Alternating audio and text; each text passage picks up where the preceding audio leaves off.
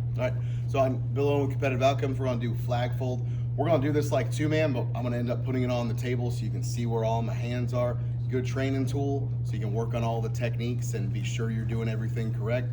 Also kind of negates out having to have extra people, but more importantly for what we're doing, takes out the variable of having to hold it. I'm still gonna put my hands in exactly the right spots where they've gotta be to hold the flag up, but just using the table for support and be able to slow this down so you can really see it and really get it practiced. First two folds, of course, I have to have a partner. We come down, we're gonna pick it up. Our first fold's not gonna go exactly in half. If we do it exactly in half, there's gonna be a red stripe that's gonna go down the triangle of the folded up flag. I call it the strip of bacon. So this very first fold, this first quarter fold here, on the star side, he's gonna go up to the horizontal line of the star. On my side, I'm gonna go up halfway down the stripe. So I'm splitting that stripe in half here. All right, we come down.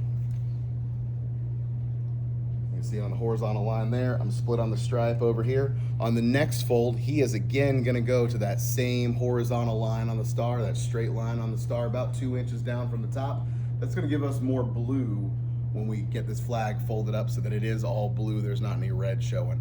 On the second fold, I'm in fact gonna go all the way up, folding it exactly in half. It would still work if I only went up halfway up the stripe, but it gives me kind of a harder starting point on the corner down here. Pull it towards you just a little bit. All right, so he's not even gonna hold it down there so that there's no tension on this flag. It's all me doing proper technique. If I fold it in half completely on that second fold, it gives me a solid corner to start with. If I didn't, I'd be starting with a corner that looks like this and it ends up being just a little bit harder. That being said, I've kind of got an outside seam. As we go down the flag, there's more of an inside seam that keeps growing as we go. This flag, as we fold it up, it's gonna be like a snowball. I've gotta start small so the snowball can roll up and be the correct size. If I was holding this with two people, I'd have a real deep grip on the flag, and I've gotta practice with that too. I could go over either way and it would still be a triangle. I got a closed side and an open side. I'm gonna take the closed side over. That's gonna give me a cleaner fold. If I were to go open side over, it kind of curls up and you end up with a tumor in the flag. So I say I wanna have a naked thumb. What I mean by that is my deep grip on here. When I fold it over on this first fold, I'm gonna fold it up as high as I can, but I'm not trying to cover my thumb. I want this to be small. If I had another guy holding this, we're doing two-man flag fold, I need to hold the flag here so I can transition up, fingertips on top so that I can flip it. My next hand here is coming in with a motorcycle grip, just like I'm gripping on a motorcycle, because I want to pull all this material back. One, so I've got a good master grip on the flag, holding it up in the air, but two, to kind of start cranking this in, so I've got a small triangle that grows as I go. Fingers on top so I can flip it. Usually I'll step and flip at the same time. Got my motorcycle grip here. If we dissect the flag, you should still be able to see it. It doesn't start looking like a good triangle, but it's gonna form itself out.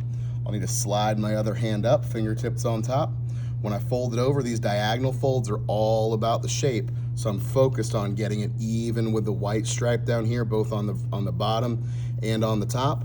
I'd flip my grip over so fingertips are on top. My motorcycle grip's over here now, kind of pulling back. What I don't want to do is fold over to the end of the flag. My motorcycle grip is letting me feel where the bulk of the flag material is back here. So as I'm folding up, it's getting all this extra material kind of rolled up in. This has already given me a pretty solid form, pretty solid shaped flag. It's not loose, it's not floppy. It's already pretty solid just in itself because I pulled all that extra material back. Even on the white, I'll keep checking that as I go. Fingertips on top. When I'm folding over here, I'm trying to keep it folded up to the inside seam, not the outside seam, so it stays nice and small as I'm going. Take my hand, fingertips on top, get that motorcycle grip dug in, flip it on over. Again, I'm still on the inside seam right here. I'll adjust as I go, fingertips on top. My diagonal fold has nothing to do with the tightness, but it's got everything to do with keeping this in shape, and it's gonna keep those stars straight on the end. My next fold, if I do this right, should be just inside the union. I want to be about a 1/4 inch, 1/2 inch inside. If I'm further back, there's going to be some red on the top side of the triangle, on the nose of the triangle. There'll be some red. I can fix that, but I want to avoid that problem. If I end up touching the star, I'm not going to have a 1-3-5, I'm going to have a 2-4. If I get past the middle of this star here, I might not have enough to be able to tuck in at the very end. So Here's my fold coming up. I'm right there on the union. If I was too far back, I might be able to bump it forward if I needed to, but I'm not gonna suddenly be able to make it much tighter than it already is. This is where I wanna be though, about a 1/4 inch, maybe a 1/2 inch up there. Just enough so there's definitely blue on the tip. As I'm folding over here, it naturally starts rolling over that inside seam. This is where I wanna be. So I'm naturally kind of folded up under. Eventually I gotta grow all the way to the edge of the flag. Fingertips on top. This next fold, this is my red rocket right here. This is what's gonna stick out of one of the small corners of the triangle. It is in the exact middle of the overlap that I have. That's where I want it. I'm not trying to cut it in. I'm not trying to do anything to get it tucked other than get it in the middle of this so I can pinch this blue over it. All right, I have my fingers on top, flip it over. I'm very focused now on ensuring it's even with the blue coming up, because if I go off track here, that's how my seams are gonna be off. I'll flip my grip, so my fingers are on top. I'm still trying to hold that red rocket tucked in there. Get a flip over there, slide on up on the flag. This slide helps me ensure that it's even with the outside. This seam here is gonna be visible. This is the seam that's gonna get tucked into. My last kind of diagonal fold here is gonna go all the way to the edge, because that's gonna be the edge of my flag that everyone's gonna see here. So I wanna be sure I'm on the end.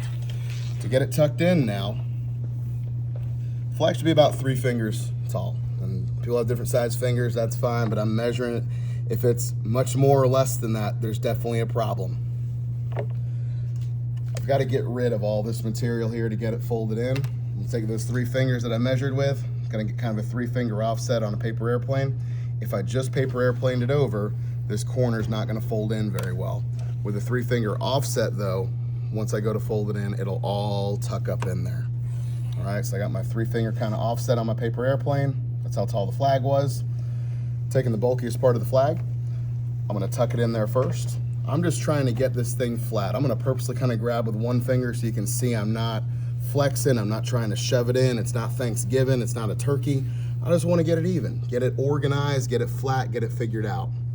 First part I'm gonna work on getting all this tucked in is the bottom corner, the small corner. If I get the small corner, I can roll everything into the spine of the flag and it's all gonna work itself out. If I start at the top corner, I'm gonna run out of material to be able to make this corner down here look nice. So I'll start on this bottom corner, make the corner look good. I'll start, again, I'm only using 1 finger to show that I'm not jamming it in. I'm not trying to be super tight with it. Pushing it back, pushing it back. The last thing I wanna fix on this is this seam over here. I've gotta start at the back corner. I'm gonna give it a good pull. I'm gonna keep that tension as I go, kind of working my way up, working my way up. I've got solid tension on it. I'll take all that extra material I just got out. I'll pull it on in, still kind of holding that tension. I'm feeling around in here for where that seam kind of ends. Somewhere around the grommet, that's where I wanna be. This is the one time I'll actually kind of shove it in there so that the stretch of the flag holds it all in. I can come back, I can give my corners a squeeze, I can kind of flatten some of this material out, but this is what my flag ends up looking like. I've got 1 star on top, 1, 2, 3, 5 on the bottom. My seam across here, straight across and even. My seam over here, still straight across and even. No red showing, no red showing, no red showing. If I give it a shake, it all moves together. It's no jello, it's all firm, it's all together.